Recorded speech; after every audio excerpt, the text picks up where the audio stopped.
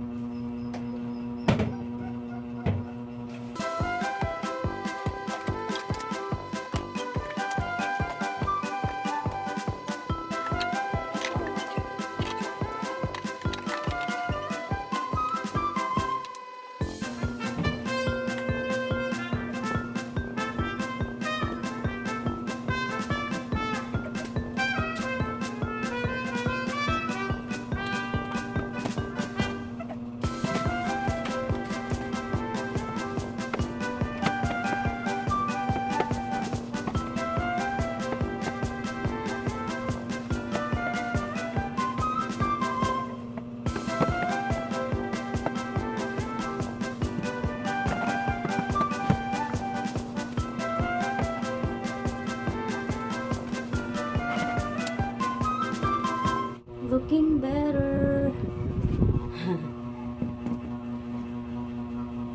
Sheesh.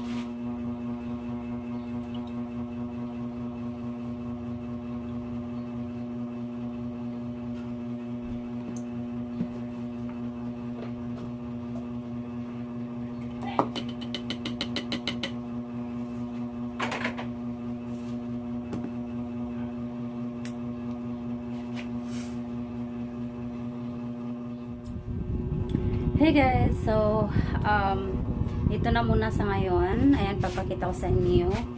So nilipat namin dito, binalik kasi dito talaga originally nakalagay itong lutuan namin. So binalik namin to.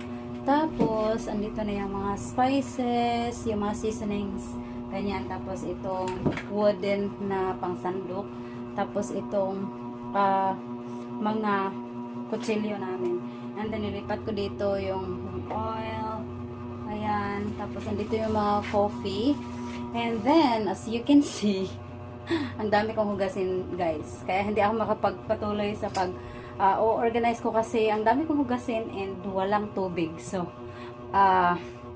let's get back to work once may tubig na. And then, ito, mamaya ako na i-arrange. And then, in here, andito pa yung iba naming mga seasonings. Baga ito, chicken dipping sauce. Tapos, ito pang ng bawang. And then, may vinegar and all other seasonings. Andyan. Tapos, dito, kaya kami may ganyan kasi kailangan may reserve na water kasi wala palaging tubig. Ganun. Tapos, ito yung lalagyan ng bigas. And then, yung ref namin nasa na doon. Ayan. Sa may lutuan. So, nilipat namin dito.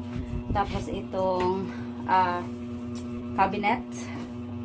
Kumbaga, pantry to. Pero, hindi ko pa maipapakita sa inyo kasi hindi pa organized yung loob. Kasi, bibili pa ako ng mga organizing stuff. Tapos, ito water. And then, dito na lang sa table. Ito yung table namin. Dito ko na lang din nilagay yung rice cooker. And then, that's it for now. Kasi wala akong magawa kapag walang tubig, guys.